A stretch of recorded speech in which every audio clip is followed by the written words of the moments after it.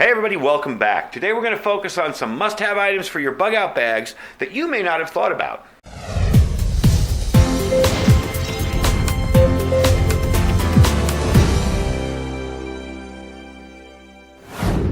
Being that I'm a channel that focuses on affordable survival gear and people who might just be getting started out in prepping, I wanted to bring you some items today that are, I feel, must-haves for your bug-out bag, and some you may not have even thought of. So we're going to go through the items quickly. It's not going to be a super long video. It's just some basic items that I think you should think about, and even some items that I didn't even think about or have in my survival bags and my bug-out gear until I started doing YouTube and really watching more videos. So, first thing we're going to start off with, cordage. This is a representation. I would recommend 2 to 3 packs that size. You'd be amazed at how much you use this when you're out camping, and in a bug-out situation, you probably use it twice as much. It's 550 paracord. The 550 comes because it has a minimum of 550 pounds of tensile strength. Okay, so with that kind of strength, you can do like some of your heaviest tasks with it. You can tie stuff up. You can use this as a replacement for bulky ropes. You can use it as well with some first aid items. You can use paracord to set up a tarp or a trap for game. You can build shelter. You can make a clothesline. You can even, in a real pinch, get up or down a steep slope, not the side of a mountain, a steep slope, using some paracord. So that's the first thing. The next thing, here's something people really don't think about. Garbage bags give you a way to pack your waste out if you don't want somebody knowing that you were there. Your garbage, you're going to have those empty things from all your Mountain House foods or whatever, or your empty wrappers from your MRE. It's really a multi-purpose item. You can use it as a leak-proof water container for carrying water from a stream somewhere. You can use it as a poncho. You can put it around water-sensitive items like tinder and firewood. Plastic provides excellent insulation. It protects items like that from dampness. And you can store things like plant leaves inside a garbage bag to make a makeshift pillow. Lots of good use for garbage bags. Again, that's a representation. Those are just the ones we have for everyday use. I recommend getting yourself the compactor bags, not contractor, compactor. You remember the old garbage compactors that smush down your garbage in your kitchen? They're really, really thick plastic, heavy-duty plastic, and that's what I have in all my bug-out bags. You can find them in most stores. If you can't find them anywhere, just ask. They run a little expensive, for an average roll of this. Maybe you'll pay $5 or $6 for a huge roll of these. For a smaller roll with maybe about 30 garbage bags in it, you might pay $7 for compactor bags. They're well worth it. They're hard to puncture. They're really thick and good. All right, next up, a sleep system of some kind. Okay? Now, my sleep system is pretty simple. I have a small collapsible pillow in here on top and a military get that out of there. A military sleeping bag. This is just the sleeping bag. This is not the insert or the whoopee or anything. Okay? Where I live in the desert out here, this is more than enough. Okay? Even when we get down to 15, 20 degrees, it's still warm in the daytime, warm enough for something like that. So this would keep you warm. Maybe you want to take an extra blanket with you. I do have some extra wool blankets in my bags. But anyway, that's how I have this, and this is just a little camp pillow. Whoops, too close there. A little Slumberjack camp pillow. But the sleep system is most important. With that sleep system, because you want to keep your body insulated from the cold in the ground or the heat in the ground, I recommend a camping pad, a sleeping pad, and again, I have a military surplus blow-up. It's supposed to be self-inflating, but after these are stored for years, they really don't self-inflate. And I mean, really, you just open this up and blow into it. Maybe 5 or 6 breaths, this thing is tight and ready for use, and it will insulate you from the ground. So let's move that over here. There we go. Okay. So what's up next? A tarp. Now this I'm going to just put up here for the display, and I'm going to move it. I have, if you look back a few videos ago, I did a video on making a tarp shelter. This was the tarp I used. I have my stakes in here, and I have my pole. This pole is an old tripod from an old leg from a tripod I no longer used. It's compact. Look how small that folds up, That's about the size of my sleeping bag, pretty small, pretty compact, easy to use, easy to set up. You got yourself shelter. Beats having a tent. It's like $10. Maybe you got $15 in this, and it's lighter and a little bit easier to use than a cheap tent.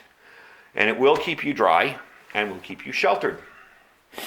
So let's toss that over there. I'm trying to reach over the camera without knocking it over. Next up, multi-tool. This is where I tell people, don't scrimp and don't try to go cheap, because multi-tools that are cheap usually don't work well. I say stick with Leatherman, stick with Gerber, stick with a name you know. These are two of the kinds that I have. I have plenty of others. These are just, again, for demo. A good multi-tool can really come in handy. You can use these things for pretty much everything. You can use it even for defense if you had to. You can use them to prepare game for food, build a shelter, cut rope, even cut some wood, make some shavings for some, tinder with a blade. There's just a lot they can do. And again, the idea of a bug out bag is to pack as many multi-purpose items as you can find, because you want to make your bag as light as possible. And this is an awesome multi-purpose item.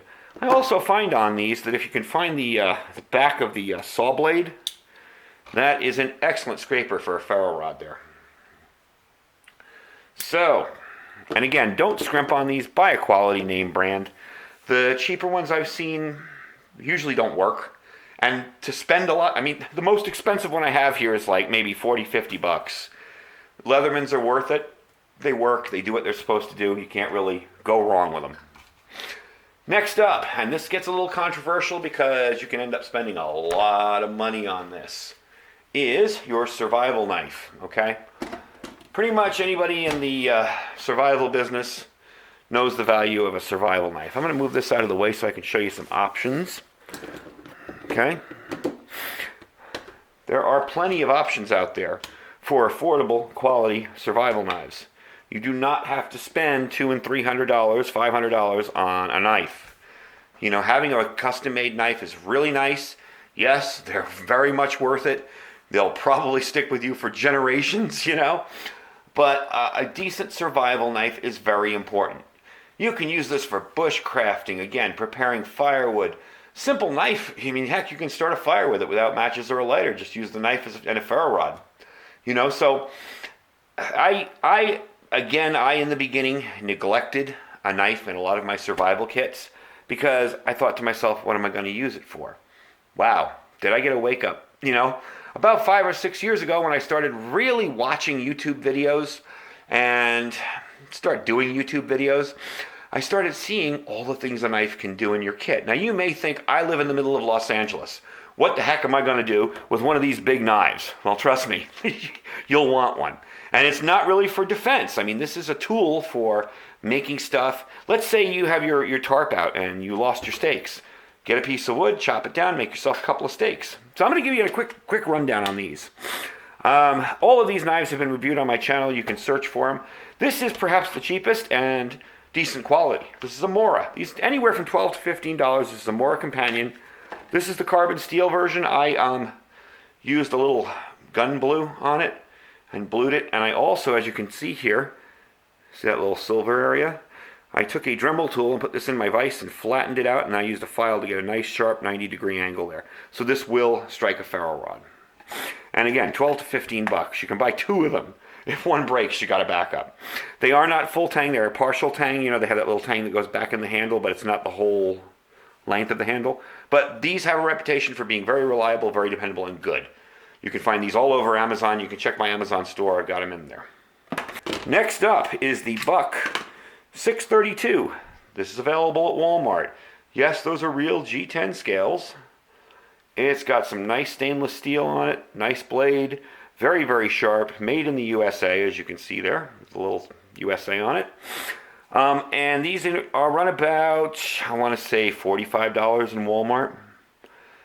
Definitely a quality knife. You will find videos on these all over. People have found ways to change out the scales for wood. There's just so many different little videos. But this is a very comfortable knife to use. It's a quality knife. And for $45, you got a knife that'll probably last you your lifetime. Okay? Now, this is a CRKT I believe it's Aircrew survival knife. Again, not a bushcraft knife, but, you know, 44 bucks, 45 bucks. Good quality knife, very, very heavy, very well made. I did a review on it recently. This knife will work very, very well for you if you need a survival knife. It also, you know, the common theme of this is people think it's a survival knife for doing what we do with it, bushcrafting, cutting, starting fires. It'll work for all that. But the real point of this knife is to be able to cut through the side of an aircraft, you know, the aluminum. So yeah, it's a tough knife. And it comes with a nice sheath and has a little sharpener in there, so pretty good deal. Last up, another example, about $47 to $50, the Gerber Strongarm. Excellent made knife. Okay, I've spent enough time on knives. You get the idea. But yeah, I mean, you can buy yourself a decent quality knife for not a lot of money. Now, there's something else I'm going to recommend here, and that is a headlamp. I know we all think to carry flashlights. Probably not a lot of people think to carry headlamps, and I wasn't a true believer in them either until a couple of years ago. The ability to use both hands, you know, while you're working on something, with this on your head, focused on your task, is amazing. I discovered this many years ago when we had a power outage, and I got one for free in the mail or something, and I just threw it on my head. And I figured, you know what, I'm just going to use this till I can find my flashlight and get back to what I was doing. And I kept it on the entire power outage because it was so convenient. So yeah, have a flashlight, definitely. But have one of these too. Headlamps are pretty darn important. Lastly, oh, not lastly, second to last, duct tape.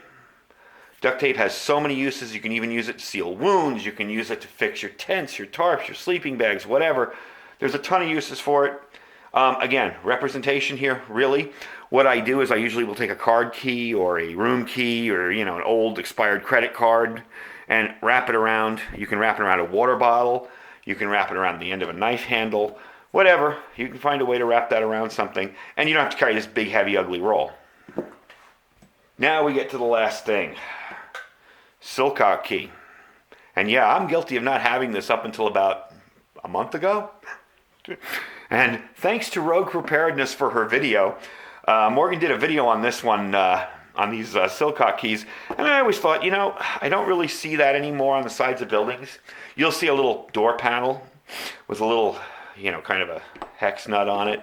And you open up that door panel and what you have is kind of like a faucet on the side of your house where you'd hook a hose up to. But there's no handle. Yeah, you can carry a pair of pliers and pry it open, but this is the correct key for it. This also has all the different types and sizes that are used. So I want to do a video on this in the future, but I have to find a business around here because we don't have any on our property. I have to find a business around here that's going to let me play with their water and not freak out. So maybe if I can run across somebody that has one of those outlets on the side of their building, I'll do a whole video on how to. But it's very self-explanatory and simple. These are like $8 at Walmart, all right? It's a great way. Now, I'm not saying to go out and use this when you go camping and find every building with one of these on here. Don't steal water. This is for a grid down, SHTF, real disaster, where you need water and you come across a building, maybe in an urban environment that's got one of those on the side, you can get yourself some water. And there's lots of arguments for, yeah, if the grid's down and, you know, maybe the water isn't working, it's worth a shot. So anyway, that's just some basic items and what I feel are must-haves. Of course, there's tons of other stuff you can put in your bug-out bag. I mean, gosh, there is, you know, food, water, different types of shelters. There's so much more stuff you can put in there. Your first aid kits. These are just items that I seem to see a lot of people when they're very new to prepping forget or neglect. You know, they'll buy a cheap knockoff pocket knife and think that's their survival knife. Get yourself a fixed blade knife. It's well worth it. Anyway, thanks for watching. I hope you guys have a great 4th of July. You may not see a video from me until next week because we're going to be really busy this week. And then we have the holiday in the middle of the week. So if you don't see a video from me, I'll see you guys next weekend. Thanks for watching. Talk to you guys soon. Bye.